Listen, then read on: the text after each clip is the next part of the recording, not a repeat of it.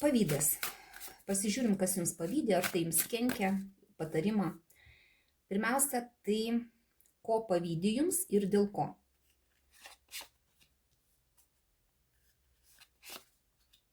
Na, žiūrėkit.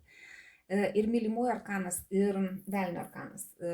Kad pavydė, tai tikrai pavydė. Pavydė to, kad jūsų gyvenime yra meilė, kad jūs esate labai seksualus, patrauklus žmogus, kad jūs mokate manipuliuoti, kad jūs galite rinktis netgi ne iš vieno partnerio, o iš kelių. To jums pavydė. Kas pavydė, pasižiūrim. Koks tai žmogus, kuris jums pavydė. Na, žiūrėkit, žmogus visų pirma yra konservatorius, kuris gyvena pagal taisyklės, pagal nusistovėjusius standartus. Nu, tokios, žinot, kai būna, pavyzdžiui, tokio žmogaus, va tokios davatkėlės, nu, gal ir negražiai aš čia išsireiškiu, bet, nu, kad būtų suprantama. Viskas turi būti taip ir ne kitaip, gyvenime ten, žodžiu, tu negali su nieko susitikinėti, seksas tik tai po vestuvių, žodžiu, nu, taip, va, toks nusistatymas žmogaus, nes čia, nu, žynio arkanas, tai reiškia, kad žmogus su senais nusistovėjusiais standartais kažkokiais gyvenime ir su baimių krūva.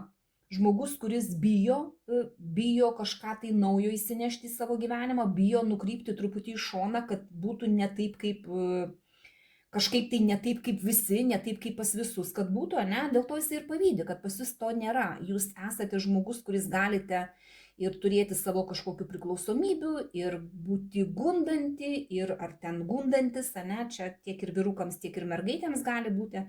Žmogus, kuris gali mylėti ir rinktis partnerius.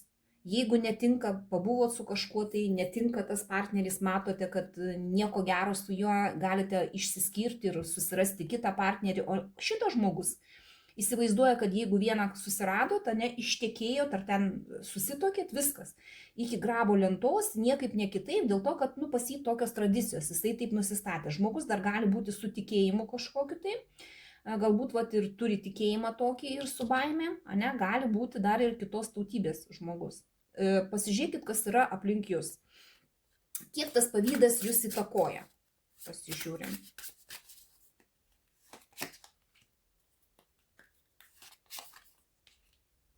Na, žiūrėkit, jisai labai stipriai neįtakoja dėl to, kad žmogus pavydi tyliai, jisai kaip ir nelabai ten bando jums kenkti, net nebando kalbėti, bet gal bando išlaikyti lygsvarą, galbūt netgi tas žmogus gali būti ir artimam rate jūsų, nes jisai bando taip ir iš vienos pusės pavydi jums ir smerkia, iš kitos pusės jisai gal ir pats nori to paties, ką jūs turite, pagal visą tai, bet jisai tyliai.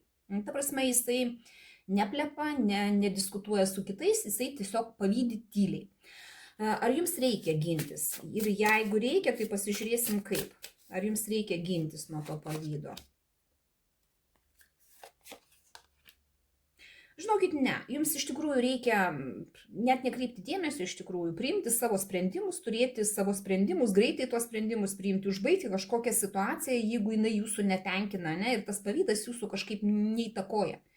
Kaip ir gintis čia nieko nereikia. Jeigu tas žmogus išeitų į paviršių su savo tuo pavydu, kažkaip tai atsiskleistų, nes dabar jisai kaip ir už nugaros jūsų kažkur tai, jums tiesiog reikėtų su juo užbaigti tą situaciją. Nukirsti ir viskas, užbaigti situaciją, kuri, nieko jinai, jokio pagrindo jinai neneša, Dar patarimą pasižiūrim jums, kaip elgtis.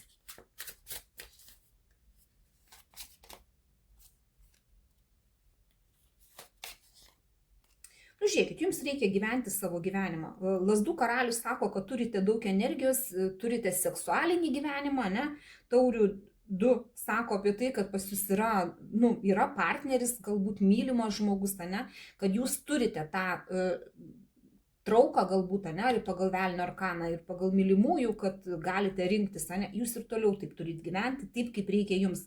Gyvenkit, mėgaukitės gyvenimu, mėgaukitės žmonėmis, kurie yra šalia jūsų, pagal taurių 2 tai yra žmonės, kurie jums tinka, kurie jums patinka ir kuriems jūs patinkate. Ir pagal Lazdų karalių jūs tiesiog turite energijos ir elkitės energingai. Nesėdėkit sudėję rankos. Norit kažkur eiti, eikit. Norit su kažko pažindinkitės. Norite bendrauti su kažko, bendraukite. Ir mažiau kreipti dėmesį į žmonės, kurie pavydi. Tai va, to aš jums linkiu. Gyvenkit laimingai.